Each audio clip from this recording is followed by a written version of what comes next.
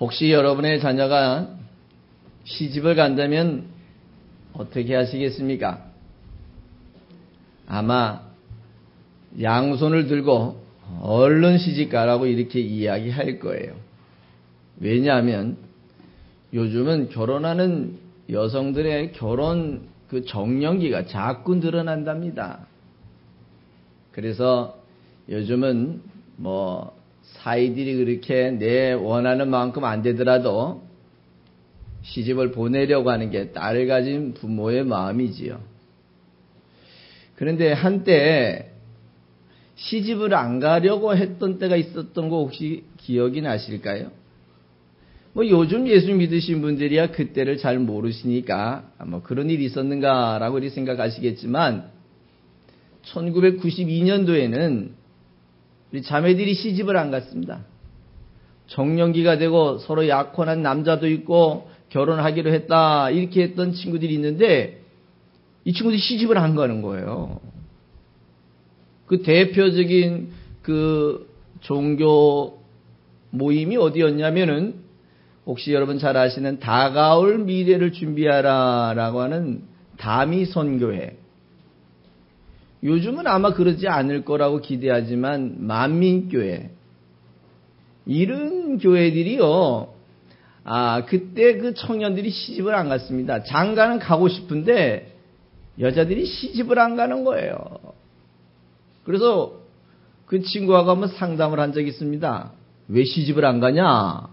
라고 이렇게 얘기하니까 이제 주님이 곧 오실 텐데 그때 아이 뵌 자들과 젖 먹이는 자들이 진노를 당한다 그러는데 주님이 이제 다가올 미래는 얼마 안 남았는데 그때 주님이 와오셨는데 내가 애나 가지고 있으면 어떻게 합니까?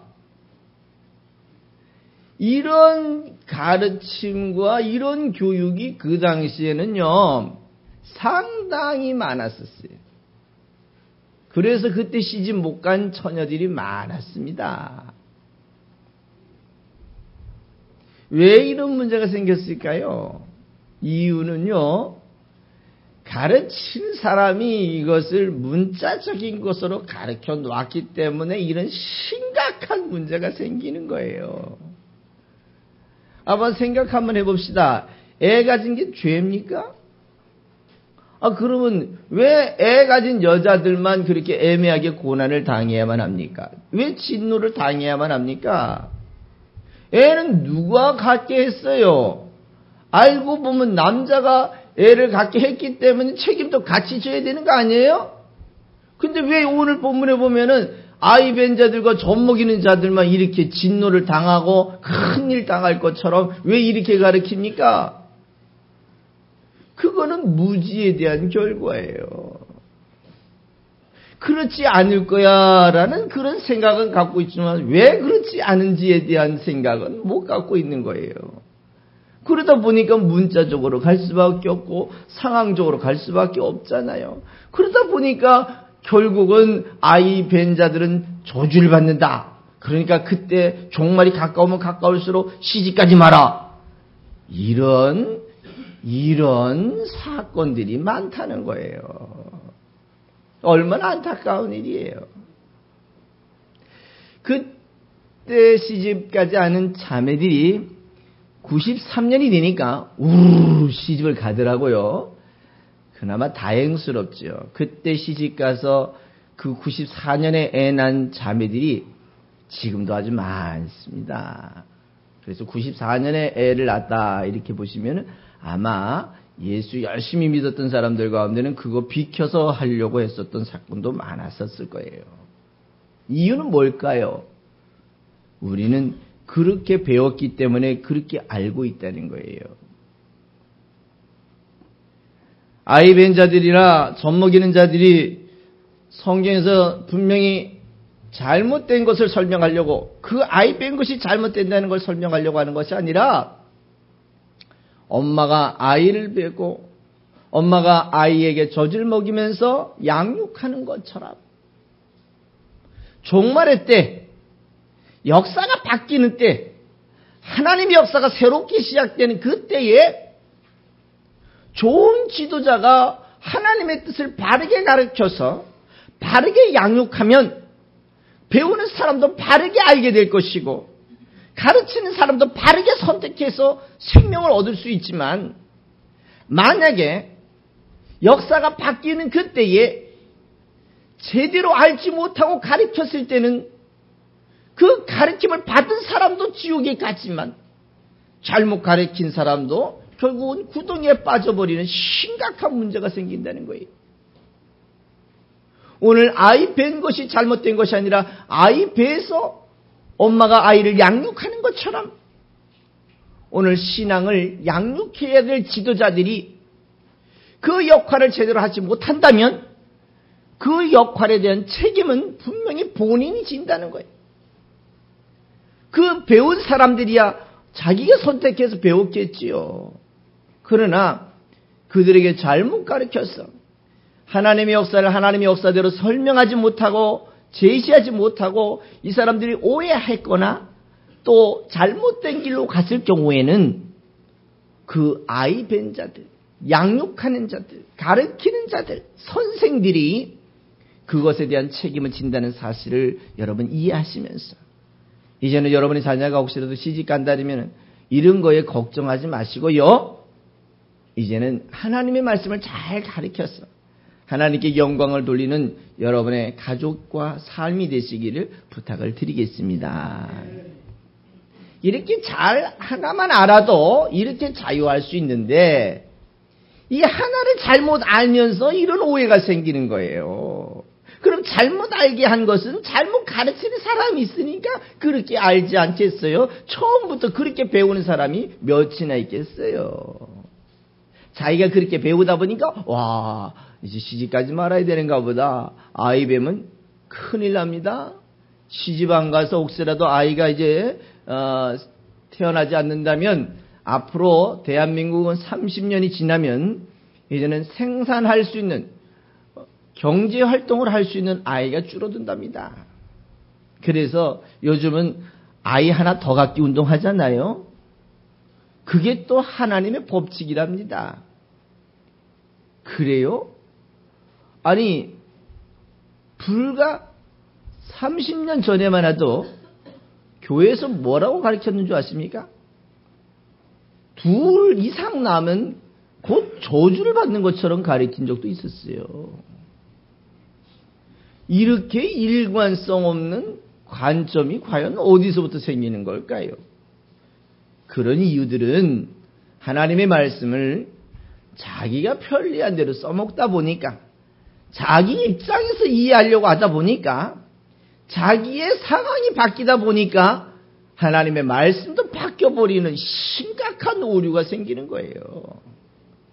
하나님의 말씀은 철저히 말씀하시는 하나님 입장에서 여러분이 보시고 하나님 입장에서 이해하시면 우리는 내 감정에서 흔들리지 않고 내 상황에 따라서 흔들리지 않고 기쁨이 있으나 고난이 있으나 또 행복하거나 아니면 인생에서 불행하거나 병이 들었거나 건강하거나 상관하지 않고 예수와 함께 행복해지실 수 있는 줄 믿으시기 바랍니다. 자꾸 내 입장에서 끌고 가다 보니까 불행을 한 거예요. 우리가 너무 많은 기대를 갖기 시작하면 어떻습니까? 분명히 너하고 나하고 일을 하면은 오늘 일당을 5만 원 주겠다라고 이렇게 약속을 하고 했습니다. 그러면 5만 원만 받으면 감사해야 되잖아요. 옆에 사람은 10만 원 받는 것 때문에 본인이 속이 쓰리지요. 그게 불행의 시작입니다. 기대하다가 나하고 약속된 것만 받으면 감사한 거예요. 왜 나하고 약속된 것 왜 자꾸 다른 것을 받으려고 하시다가 실망하고 거기서부터 우울증이 생기는 거예요. 거기서부터. 이제는 주님이 여러분에게 주시려고 하시는 주님이 주고 싶어 하시는 주님이 여러분에게 베풀고 싶어 하시는 것을 주님이 약속하신 것을 여러분들도 받으려고 노력하시고 그것을 잘 간직하셔서 주님께 영광 돌리는 여러분과 내가 되시기를 부탁드리겠습니다. 그래서 우리가 이 혼돈된 세상 속에 요즘은 계시록 강해 정말 많습니다. 여기저기 곧 종말이 있다고 이야기를 합니다. 곧 세상이 내일 모레 끝날 것처럼 이야기하는 사람도 있습니다. 그래서 그 사람들이 써먹는 본문이 오늘 누가복음 21장, 마태복음 24장에 나오는 말씀들인데 이것은 종말을 설명하지만 그 지금 우리가 이야기하려고 하는 우주 종말보다는 좀 더 본질적인 하나의 종교가 끝나고 하나의 종교가 새로 시작되는, 유대 종교 입장에서 보면 유대 종교가 종말이 되고 이제는 예수를 중심으로 성령을 중심으로 하는 새로운 역사가 세워지는 그러한 종말이라는 사실을 여러분이 기억하시면서 오늘 이 종교개혁 세 번째 설교 시간을 한번 시작해 보겠습니다. 그러면서 우리가 이 누가복음을 100번째 강의를 하고 있는데요. 여러분이 이 100번째 강의를 통해서 나의 이 종말론, 내가 이 하나님을 어떻게 섬길 것인가에 대한 정확한 기준과 방법이 설 수 있도록 여러분들을 믿음으로 준비하실 수 있기를 부탁을 드리겠습니다. 그렇다면 오늘 이 말씀이 왜 나왔어요? 항상 그 말씀을 중토막을 설명하려면 이 말씀이 나온 배경을 이해하셔야 되죠. 오늘 이 말씀은 누가복음 21장에 보니까 제자들하고 예수님하고 예루살렘 성을 지나가다가 제자들이 예수님한테 이렇게 얘기합니다. 예수님, 저 성 너무 이쁘지요? 저 성이 아름답지요? 이렇게 얘기한 거예요. 그러니까 예수님께서 야, 저 성이 아름다우냐? 저 성을 이제는 무너질 것이다. 저 성이 무너지는데 어느 정도로 무너지냐면은 돌 위에 돌 하나 남지 아니하고 다 무너질 거야. 이렇게 말씀하셨거든요. 그랬더니 제자들이 거기서 바로 또 질문하기를 뭐라 하느냐면은 선생님, 그렇다면 세상 끝에는 어떤 일이 있을 겁니까? 이렇게 얘기를 했어요. 이게 예수님의 생각과 제자들의 생각이 하늘과 땅 차이인 거예요. 예수님은 예루살렘 성을 무너지겠다 하는 것이지 제자들에게 원하는 세상이 어떻게 끝날 것인가 이 얘기를 하고 싶진 않아요. 예수님은 예루살렘 성이 무너지는 것에 대한 설명을 하는 겁니다. 그런데 또 사람들은 예루살렘 성이 무너진다니까 실제 성이 무너지는 것에 더 관심이 있습니다. 그런데 예루살렘 성의 존재 가치가 뭔지 아십니까? 이 예루살렘 성이 왜 존재해야 될까요? 이 유대 종교에 있어서 이스라엘 사람들에게 있어서 이 예루살렘 성은요, 저 사람들에겐 상징적인 것이지요. 굉장히 중요합니다. 예루살렘 성이 무너진다? 없어진다? 이것은 저 사람들에겐 충격입니다. 그런데 예수님께서 오늘 그 예루살렘 성을 무너지겠다고 말씀하시니까 이 듣는 사람들이나 제자들이나 이 이야기를 소문을 들었던 사람들 입장에서 보면 어떨까요? 기분 좋을까요? 특히 유대인들 입장에서는 기분이 좋을까요? 아마 속이 활활 타오를 거예요. 왜냐하면 아니 지가 뭔데 예루살렘 성을 무너뜨린다는 거야? 이렇게 아마 대반 반박하고요. 아마 요즘 같은 경우는 반박 성명서도 내고요. 어떤 사람들은 결사대도 만들 겁니다. 왜? 저렇게 하나님의 역사를 해방하는 사람을 내가 죽이지 않고서는 밥을 먹지 않겠다 이렇게 이야기하는 사람들도 생길 거예요. 누구 입장에서요? 이게 유대인의 입장에서 그렇다는 거예요. 그런데 생각해 보세요. 이 예루살렘 성 처음부터 예루살렘 성이었습니까? 처음에는요, 이 성의 원천적인 것은 이스라엘 백성들이 광야에 나오면서부터 생겼어요. 그곳에서 성막이라는 걸 세우기 시작하면서부터 세워지기 시작했고요. 이 성막을 가지고 나중에 성전으로 이제 만들기 시작했던 거거든요. 그렇다면 성막이든 그리고 예루살렘 성이든 이 존재하는 이유는 뭐예요? 뭐 때문에 이것을 지었습니까? 무엇을 하려고 이 예루살렘 성을 만들었고 성막을 만들었을까요? 이 성막을 만드는 것은요, 여기에 하나님이 계시다라는 것을 설명하려고 하는 거였어요. 그래서 여기에 하나님이 계시니까 여기에만 와야 하나님을 만날 수 있고 여기에만 와야 하나님부터 사죄를 받을 수 있는 절차를 이 성막 안에 지성소라고 하는 아무도 못 들어가고 허락받은 대제사장만이 들어가는 그 공간을 만들어 놓았어요. 그 지성소 안에는 누구도 들어갈 수가 없습니다. 만약에 죄가 있는 사람이, 깨끗하지 못한 사람이 들어가거나 혹시라도 자격 조건이 맞지 않은 사람이 들어갔을 경우에는 들어가 버리면 죽습니다. 죽는 이유들은 야, 여기 들어오지 마. 여기는 굉장히 거룩한 곳이야 라는 것을 설명하려고 하는 것입니다. 혹시라도 죄 많은 사람이 들어갔다가 정결하지 못한 제사장이 들어갔다가 죽었는데 그 죽은 사람을 데리러 들어갔다가도 들어간 사람도 죽습니다. 그러니까 어떻게 했는 줄 아십니까? 이 대제사장이 들어갈 때에 허리에다가 띠를 하나 띠고요. 거기에다가 방울을 하나 답니다. 움직일 때마다 어떻게 할까요? 소리가 딸랑딸랑딸랑딸랑 딸랑딸랑딸랑딸랑. 뭐 어디가 많이 듣던 얘기 같아요. 제가 당신의 종입니다. 이런 얘기인지. 그러고 난 다음에 뒤에다가 끈을 저 밖에다가 하나 달아놓습니다. 만약에 딸랑딸랑 소리가 안 나면 어떻게 된 걸까요? 죽은 거예요. 죽은 사람을 데리러 들어갔다가 그 사람도 죽을 수 있으니까 안 가죠. 어떻게 합니까? 밖에서 끈으로 잡아 끕니다. 그렇게 무섭게 관리하던 곳이 어디냐면 예루살렘 성이었어요. 엄청나게 그것은 잘못됐다. 여기에 들어오면 죽는다. 여기에 하나님이 계신다. 이것을 설명하려고 하는 그곳이 예루살렘 성이었어요. 그 예루살렘 성에서 왜 그렇게 해야 됐냐면 이곳에 하나님이 임재하니까 이곳에서 뭐가 이루어지냐면 사죄가 이루어지는 거예요. 사죄가. 이곳에서 죄 사함이 있어지는 겁니다. 죄 사함이 있어야 뭐가 생기는 줄 아십니까? 구원이 생기는 거예요. 하나님의 백성이 되는 거예요. 죄가 있는 상태 속에서는 하나님이 만나주지도 않고 하나님의 백성이 될 수도 없다는 거예요.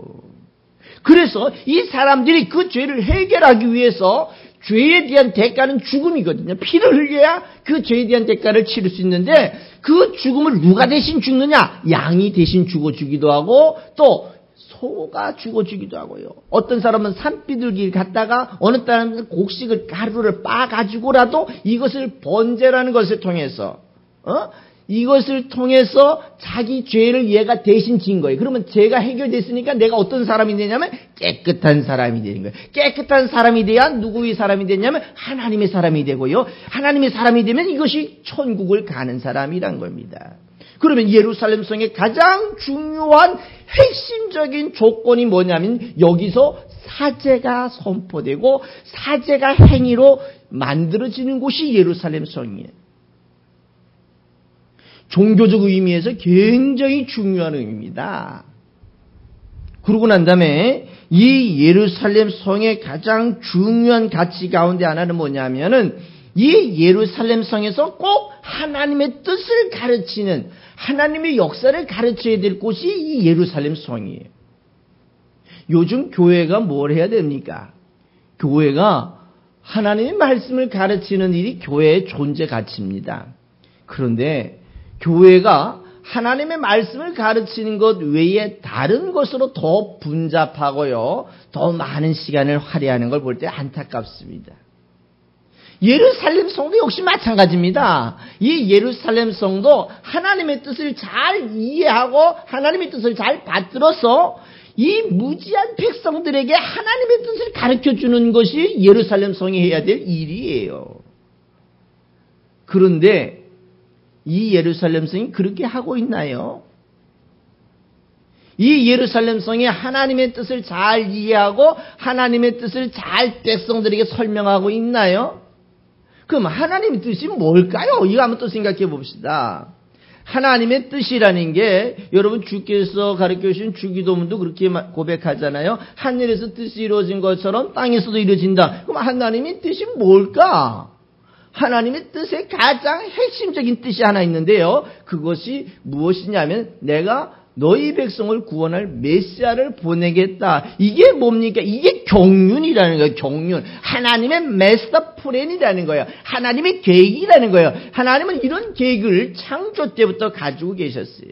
야, 내가 이제 육체로 인생이 전부가 아니라 또 다른 영적 세계가 있다는 걸 보여주려고 하는데, 가르쳐 주려고 하는데, 이 친구들이 아무리 설명해도 본 적이 없고 들은 적이 없기 때문에 이해 불가? 이해하지 않으려고 하는 거야. 이해 못하는 거예요. 그 이해 못하는 그 지체들을 위해서, 야, 하나님의 본질적 역사를 보여주기 위해서는 누가 와야 하냐면은 하나님이 당신이 직접 오셔야 되는데, 하나님이 당신이 직접 오시는 방법이 뭐냐면 사람의 몸을 입고 이 땅에 오셔서 이 몸을 가지고 이 땅에 살아봐 보여주시고, 그리고 난 다음에 이 몸을 가지고 사람들이 죽는 것처럼 당신도 죽어봐 주시면서, 야, 이 육체가 인생의 전부가 아니라 또 다른 부활이라고는 감추어져 있는 비밀, 하나님의 놀라운 역사, 하나님의 놀라운 경륜을 이루기 위해서 그 하나님께서 누구를 보내시겠다고 계획을 하셨냐면 당신의 독생자 메시아를 보내겠다고 약속을 했어요. 이게 누구의 뜻입니까? 이게 하나님의 뜻이에요. 하나님의 뜻. 우리는 요즘 하나님의 뜻을 어떻게 생각하냐면 보통 감정적 처리하고 있는 거 혹시 아십니까? 저가 그러지 않았으면 참 좋겠다라고 생각하는데, 어제 내게 내려준 하나님의 뜻과 오늘 내게 내려준 하나님의 뜻이 가끔 틀릴 때도 있죠. 어제 꿈과 오늘 꿈이 좀 틀릴 때도 있죠. 어제 들린 음성과 오늘 들린 음성이 혹시라도 틀린 적 있습니까? 그렇다면 우리가 이제 좀 더 좋은 판단과 정확한 기준을 가지고 하나님의 뜻을 선택하시면 좋겠습니다. 이 시대의 하나님의 뜻은 하나님이 어떻게 하면 영광을 받을까? 어떻게 하면 이 하나님이 더 많은 사람에게 잘 전달될까?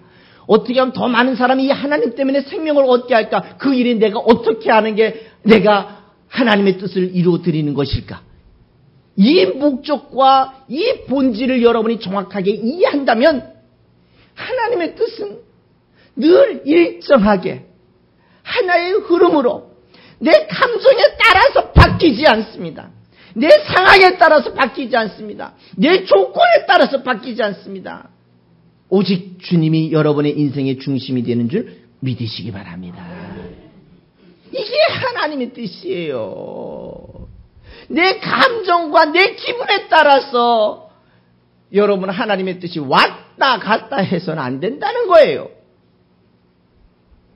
여러분과 내가 존재할 이유가 뭔지 아십니까?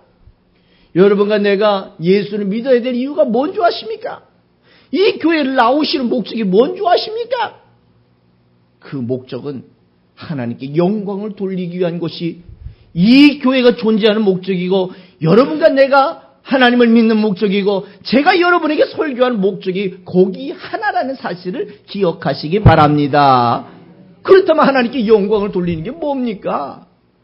하나님이 영광을 받으시는 게 뭐가 영광을 받으시는 거예요? 가장 중요한 것은 내가 예수를 믿어주는 것이, 예수를 당신의 독생자요 당신의 아들이요 그 메시아가 나를 구원할 수 있다는 것을 믿어주는 것이 내가 해야 될 하나님께 영광을 돌릴 최대한의 일이고, 예수를 다른 사람에게 전해주어서 그 사람도 예수를 믿게 생명을 얻게 도와주는 것이 하나님께서 영광을 받으시는 일인 줄 기억하시기 바랍니다. 그래서 다른 사람을 예수 잘 믿게 하기 위해서 저는 오늘 이렇게 설교라는 것을 통해서 예수를 잘 믿을 수 있도록 도와주고 있고요. 우리 찬양하는 우리 찬양팀들은 여러분의 마음에 그리스도의 사랑이 심겨질 수 있도록 찬양을 통해서 여러분이 예수를 잘 믿을 수 있도록 힘을 얻을 수 있도록 도와주고 있고요. 우리 봉사하시는 우리 집사님들, 권사님들은 어떻습니까? 여러분이 든든하게 음식을 먹고 건강해서 하나님 잘 믿으라고 음식도 준비하고, 여러분이 예수 잘 믿으라고 하게 하기 위해서 차도 운행해주고, 여러분 청소도 해주고 관리도 해주고 있잖아요. 모든 일들의 목적이 뭐예요? 다른 사람이 예수를 어떻게 하면 잘 믿게 해줄까? 그래서 저 사람이 하나님께 영광을 돌리게 할까? 그 영광을 돌리는 것이 이것이 이 시대에 향한 하나님의 뜻이요, 하나님의 계획이요, 하나님의 요구하심인 것을 믿으시기 바랍니다. 그런데 이 예수님 시대에는 하나님의 뜻이 어떤 것일까? 그것은 메시아를 보내겠다는 것이 하나님의 뜻이었어요.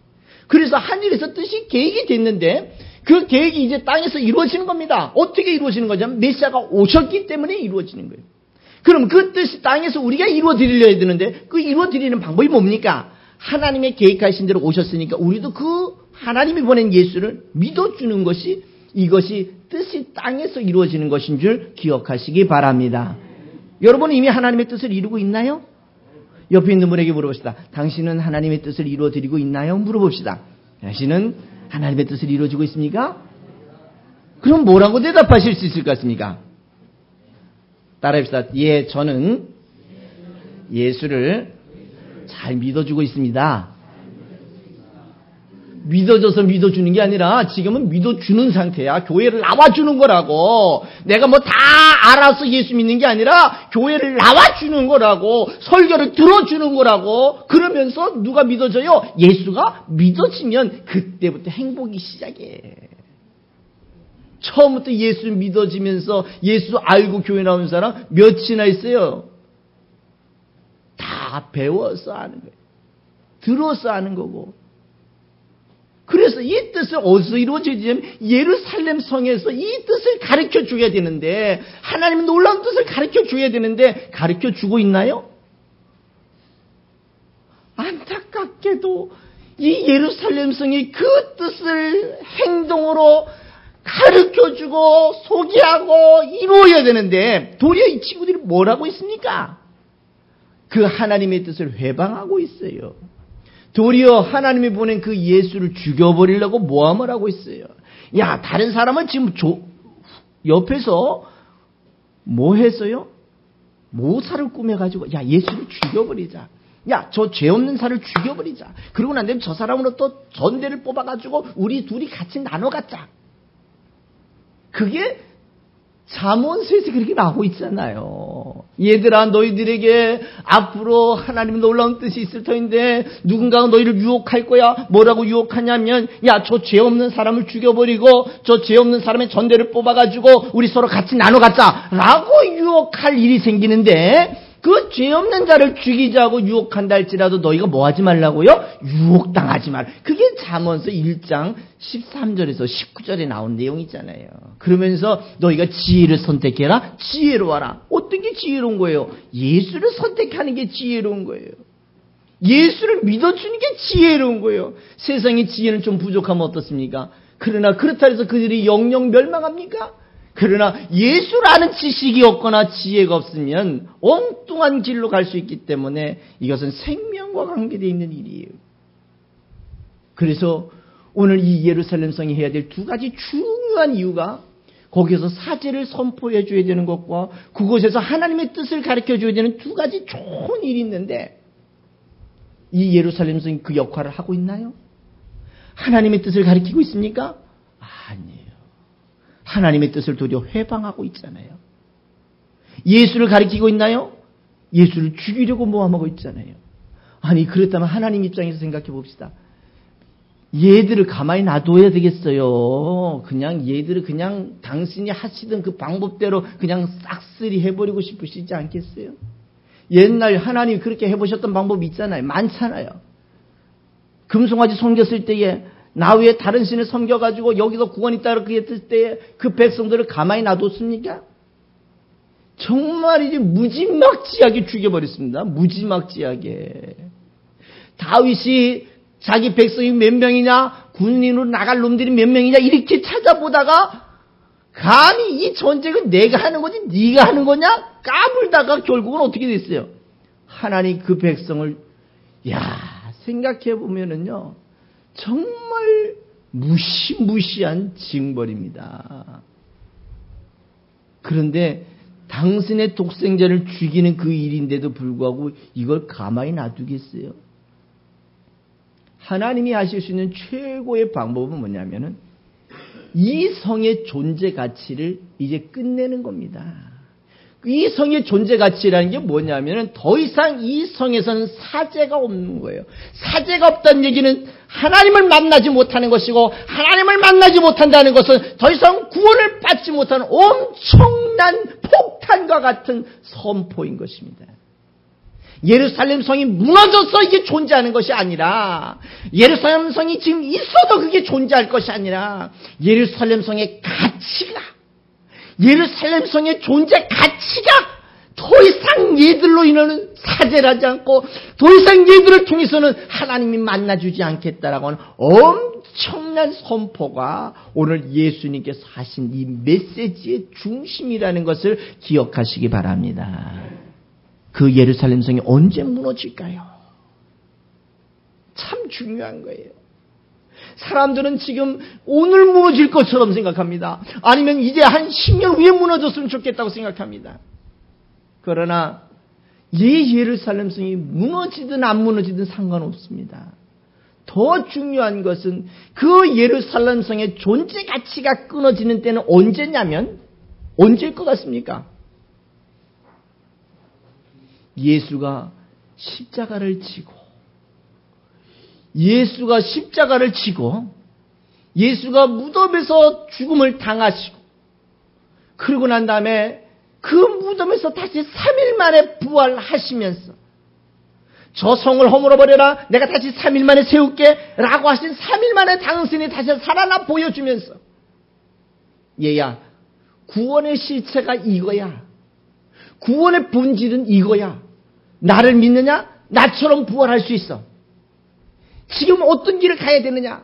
내가 이제는 하나님을 만날 수 있는 길이요 진리요 생명이니 나로 말미암지 않고 다른 길로는 어떤 길로도 제사장 예루살렘 성을 가든 아니면 다른 그리심산을 가든 어떤 종교를 가든 어떤 종교를 통하든지 간에 나를 만날 수 없고, 나를 만나지 못한다는 얘기는 하나님을 만나지 못한다는 얘기요, 하나님을 만나지 못한다는 얘기는 사죄를 받지 못한다는 얘기고, 사죄를 받지 못한다는 얘기는 구원을 받지 못한다는 얘기예요.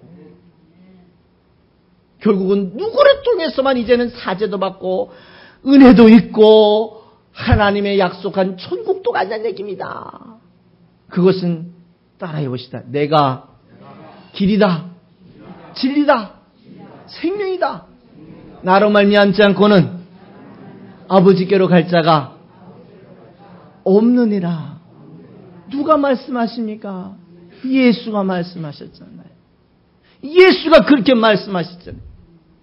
이제는 내가 길이다. 내가 길. 그 역사를 예수가 십자가를 지시면서 성소와 지성소를 가렸던 휘장이 갈라지고 제사장만이 들어갈 수 있는 그 공간을 이제는 누구나 들어갈 수 있게, 제사장 레위 지파가 아니더라도 누구나 하나님을 만날 수 있게, 그래서 만인 제사장이 될 수 있는 그 길을 예수가 십자가 지시면서 이루어지신 일들이라는 것을 여러분 기억하시면서, 이제 여러분 모두는 누구든지 어느 곳에 있든지 간에 예루살렘 성이 아니라 여러분이 있는 저소에서도 하나님을 만날 수 있고 하나님부터 사죄를 요청할 수 있고 하나님의 은혜를 입을 수 있다는 사실을 기억하시기 바랍니다. 그거를 어디서 배웁니까? 이 교회에서 배우는 거예요. 이 교회에만 나와야 여기서 사자가 있는 것이 아니라 사죄받는 방법과 절차를 가리키는 게 교회고, 여러분이 직장에 있습니까? 여러분이 집에 있습니까? 여러분 병성에 있습니까? 주님은 여러분을 그곳에서도 만나주시고 그곳에서도 여러분을 기억하고 계시고 그곳에서도 여러분을 안아주시는 줄 기억하시기 바랍니다. 그렇다고 다음 주부터 교회 나오지 않으면은 요것조차 못 배울 수 있을 거예요. 혼자 신앙생활 할 수 있는 시대가 참 어렵습니다. 그런데 오늘 이렇게 엄청난 환란이 있을 거라고. 언제요? 지금 생각해 보세요. 하나의 예루살렘 성이 무너질 때의 엄청난 환란. 이 환란은요 이전에도 없었고 앞으로도 이만한 환란이 없을 거라고 이렇게 얘기합니다. 그런데 보통 사람들은 환란이라니까 어떤 걸 환란이냐면 지진이 일어나면 환란이라고 하죠. 전쟁이 일어나면 환란이에요. 그런 전쟁, 지진, 쓰나미 지금 수없이 많이 왔었잖아요. 생각해 보세요. 당하는 당사자에게는 환란이 맞습니다. 그것처럼 힘든 일이 어디 있겠어요. 교통사고도 환란이에요. 여러분 삶에서 어려움을 당하는 또 환란 맞습니다. 여러분 그건 각각의 입장에서 보면 진짜 어려움입니다. 그러나 이전에도 없었습니까? 이전에도 나 말고 다른 사람들은 다 환난을 당하고 있는 거야. 이전에도 전쟁이 없었습니까? 수없이 많이 있었잖아요. 이후에도 전쟁이 없습니까? 우리가 오늘 6.25를 기억하는 날인데 6.25 전쟁이 있었잖아. 우리도 엄청난 시간의 아픔을 지냈잖아요. 그렇다면 성경에서 이야기하는 이런 환난은 이전에도 없었고 이후에도 이런 엄청난 환난은 없을 거라고 이야기합니다. 그러면 그 환난이 뭘까요? 생각해 봅시다. 여러분과 내 입장에서 환난을 적용하지 마세요. 문자로 끌고 가지 마세요. 이 환난은 하나님 입장에서 생각해 봅시다. 어떤 게 환난이냐면 내가 내 사랑하는 백성들에게 내 사랑하는 백성을 구원하고 생명을 주기 위해서 내 아들을 보냈는데 내 사랑하는 백성들이 내 이름으로 내 아들을 죽여버려요. 이게 생각해 보세요. 하나님 입장에서는 이거는 상상할 수 없는 일입니다. 아니 내 사랑하는 그 이스라엘 백성들에게 유대 백성들에게 그 수천 년 동안 내가 너의 백성이 되고 너는 내 백성이 되고 내가 너의 하나님이 되겠다. 내가 너를 보호하겠다. 약속을 하고 그 백성들을 이끌어주고 어느 때 전쟁에 이기도 하고 또 먹을 것 또 만나고 매출액을 주고 엄청난 시간 정성을 들여서 키워온 그 백성들인데 말입니다. 그 백성들에게 또 다른 선물을 주려고 이렇게 보냈더니 그 백성들이 선물은 안 받고 선물을 갖고 온 그 사람을 어떻게 버렸냐면은 하나님의 이름으로 하나님의 독생자 그 예수를 하나님이 내 이름으로 죽여버리면은 하나님 입장에서는 얼마나 이게 가슴이 답답한 일일까요? 가슴이. 예? 이런 환난은 전에도 없었고요. 앞으로도 그런 일이 없을 거예요. 왜 없는 줄 아십니까? 이제는 하나님이 더 이상 육체로 오지 않으실 거니까. 이미 우리에게 성령의 역사를 통해서 이제는 믿음의 결국은 영혼 구원이라고 하는 본질을 설명하셨기 때문에 이제는 더 이상 그 옛날 마리아의 그 뱃속에서 태어났던 그 육신을 입고 이 땅에 오시는 모습으로 더 이상 인지하지 아니하실 거고 이제는 영이신 본질로 하나님이신 그분이 성령으로 우리와 함께 하시고 우리를 하나님의 형상대로 하나님의 나라로 이끄시기 위해서 여러분과 나를 보호하시고 인도하시는 줄 믿으시기 바랍니다. 여러분 왜 이게 중요하냐면요. 지금 세상에는 종말론자들이 너무 많다는 거예요. 여러분 혹시라도 이것만 잘 알면 누가 옆에서 북을 치든 꽹가리를 치든 우리는 예수를 잘 믿을 수 있고 주님이 부르시는 그날까지 우리 신앙을 잘 유지할 수 있고 주님 안에서 천국의 삶을 끝까지 지킬 수 있는 줄 믿으시기 바랍니다. 이게 정확하지 않으면 어떤 문제가 있냐면 혹시나 저기 종말이 있다는데 혹시나 이렇게 되는 경우가 많다는 거예요. 그러면서 오늘 예수님께서 말씀하시면서 그 성이 무너질 때에 너희들 이전 곳으로 돌아가지 말라고 요청합니다. 자, 생각해 보세요. 환란이 있는데 산으로 도망가면 삽니까? 집에서 벗어나면 삽니까? 전쟁이 일어났다면요. 종말이 있다면요. 오늘 본문에 한번 보십시다. 그 말씀 보면은 참 중요한 내용들을 설명하잖아요. 21절에 보면은 뭐라고 얘기합니까? 21절에 그때가 멸망할 때 그때가 되면 어디로 가라고요? 유대에 있는 자들은 산으로 도망가면 전쟁에서 벗어납니까? 삽니까? 또 뭐라고 얘기하냐면은 성에 있는 자들은 성에서 벗어나라고 얘기합니다. 성에서 벗어나면 군인이 안 죽입니까? 또 뭐라 그러냐면 촌에 있는 자들은 촌으로 들어가지 말라 그랬습니다. 이전 장소로 들어가지 말라. 쉽게 얘기하면 뭐로 돌아가지 말라고 얘기하고 싶은 거냐면은 무너진 예루살렘 성으로 돌아가지 말란 얘기예요. 산에 있다고 전쟁에서 안 죽습니까? 우리가 이 말씀을 예수가 말씀하시려고 하는 종말이라고 하는 개념만 잘 알아도 이렇게 휘둘리지 않는데 이 종말이라고 하는 개념이 설정이 안 되다 보니까 아무 때나 지 맘대로 써먹고 난 다음에 그게 종말이래요. 그게.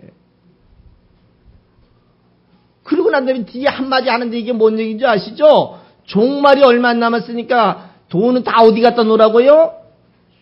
그렇죠. 다 교회 갖다 놓으라고. 아니, 교회도 돈 필요해요. 돈 싫어하는 교회가 어디 있겠어요. 유지해야 되고 전도해야 되고 여러분 같이 이렇게 하나님 일하려면 이 교회가 필요하잖아요. 그거는 필요한데 그 하늘에 쌓아두라는 그걸 갖다가 교회에다 헌금하기 시작하고 만약에 그 다음 얘기는 제가 안 할게요. 실망이 클까봐. 그나마 하던 헌금도 안 하면 어떻게 해요. 큰일 나잖아요. 중요한 것은 이 종말에서 돌아가지 말란 얘기예요. 어디로 돌아가지 말라고요? 이미 여러분 잘 알죠. 예루살렘으로 더 이상 거기서 구원이 있거나 거기서 사죄를 요청하거나 그것을 통해서 하나님을 만나려고 돌아가지 말란 얘기예요. 돌아가지 말라. 이전의 신앙으로 쳐다도 보지 말란 얘기예요. 쳐다도 보지 마라. 예수님께서 그 말씀 혹시 이런 말씀 기억나세요? 버리운 여자에게 장가드는 것도 이미 뭐 했다고요? 간음했다고. 그 간음은 뭡니까? 결국은 생명을 잃어버리는 거예요. 그럼 재혼하지 말란 얘기예요? 재혼한 여자들은 다 그러면 죄를 범한 겁니까? 그럼 재혼한 남자들은 다 죄인에게 장가 든 겁니까? 그럼 어느 목사님은 그렇게 얘기합니다. 재혼한 사람은 주례를 안 해주겠다고. 저는 해줄게요. 그렇다고 이혼하라는 얘기도 아니에요. 불가피하시면 요거는 좀 빼주면 좋은데 이게 못 뺄 것 같아요. 이 방송이 그대로 나가면 여러 좀 문제가 생기겠네요. 예수님께서 말씀하신 것은 성에 있다면 도망가지 말라. 옛날 것으로 돌아가지 말라는 얘기예요. 율법을 쳐다보지도 말라는 얘기예요. 쳐다만 봐도 뭐 했다고요? 그게 간음이라는 거예요. 영적 간음을 설명하려고 하는 거예요. 오늘 본문에 보면 결과가 막 쭉 나옵니다. 네가 무엇을 하면 징벌을 받고 무엇을 하면 저주를 받고 무엇을 하면 지옥을 가고 막 이런 얘기 나와요. 그럼 누가 상관이 있어요? 뭐 때문에 징벌을 받아요? 원인은 너무 단순하고 쉽잖아요. 예수를 안 믿으니까 예수를 인정하지 않은 게 징벌을 받고 지옥을 가는 것이지. 그 기준도 정하지 못하니까 얼마나 힘들어요. 스스로 맨날 죄인이래. 맨날 죄인. 그럼 언제 천국 가시려고? 그러다가 박옥수 같은 친구가 생기잖아요. 천국은 누가 갑니까? 죄인이 가요? 의인이 가요? 엄밀히 얘기하면 무지한 자가 가는 게 천국이에요. 죄인은 절대 갈 수 없습니다. 그러면 죄와 의의 기준이 누구예요? 예수잖아요. 예수 믿으면 의인이 되는 거고, 내가 세상이 좀 부족하더라도 병이 들었더라도 내 삶에서 어렵더라도 예수 믿으면 내가 예수 입장에서는 어떤 존재예요? 그래, 니는 착한 사람이야.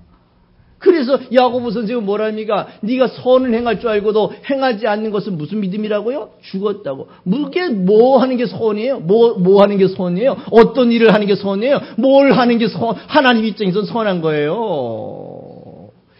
따라해봅시다. 예수를 메시아로 믿어주는 것이 하나님 입장에서 보면 착한 일이다.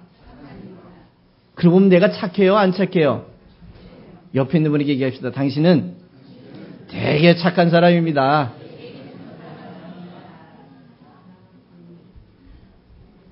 옆에 사람만 착해 보여요? 스스로에게 얘기합시다. 나도 하나님 보시면 엄청스레 착한 사람입니다. 이런 착한 사람의 믿음은 죽은 믿음일까요? 사람 믿음일까요?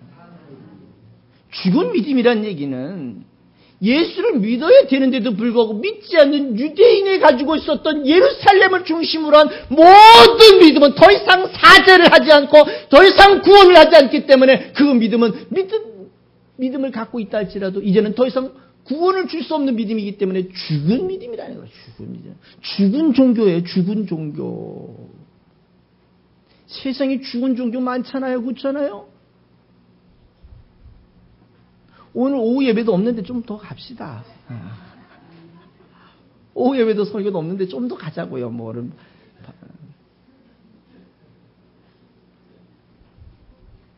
그래서 오늘 이 예루살렘 성의 끝을 내는 더 이상 여기서는 구원을 줄 수 없다는 거예요. 구원을 받을 수 없다는 거예요.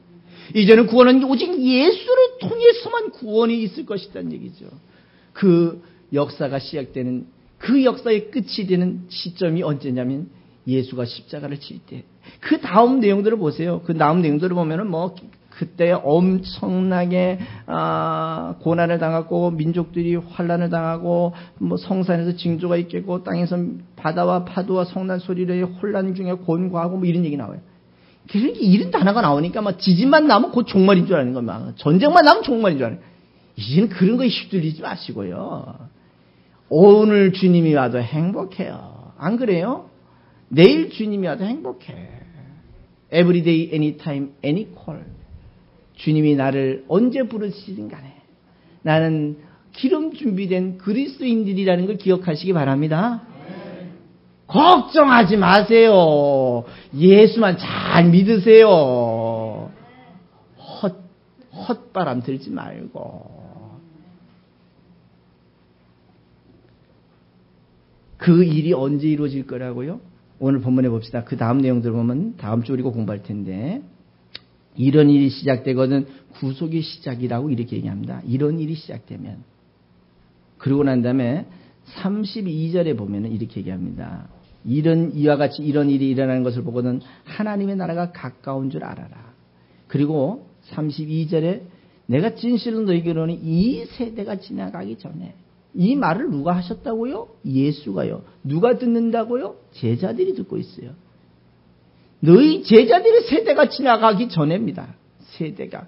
그러니까 이 세대를 어떻게 해석할까 고민하다가 자기 마음대로 해석한 책들 많습니다. 오늘 예수가 유대인하고 얘기하고 있지 예수가 여러분하고 얘기하는 줄 아십니까? 그러니까 자기 마음대로 해석하지. 그러면 어느 세대냐니까 우리 세대에 이거 이룰 거라는 이런 썩어질 얘기들이 어디 있겠어요. 썩어질 얘기들. 혹시 또 이렇게 욕 잘하는 목사로 또 나오면 큰일 나는데 이제는 정확하게 예수를 알고 종말에 대해서 흔들리지 마세요. 더 이상 구원이 어디 있을까? 예수 외에는 다른 구원 없습니다. 그 예수 안에 여러분의 인생을 맡기고 예수와 함께 여러분의 개인의 종말을 기다리면서 주님이 언제 부르시든지 간에 나는 준비된 신부와 같이 주님 만나서 천국에서 다시 만날 수 있기를 주님의 이름으로 부탁드릴게요. 기분 나쁘다고 예수 안 믿거나 짜증난다고 피곤하다고 교회 안 나오거나 그러면 언제 예수 믿으려고 그러십니까? 때를 얻든지 못 얻든지 시간이 되어서 시간을 내어서 예수 잘 믿고 다 승리하는 마지막 여러분의 인생의 종말에서 신앙 변개치 말고 승리하시는 하나님의 사람들 되시기를 부탁드리겠습니다. 승리하시기 바랍니다.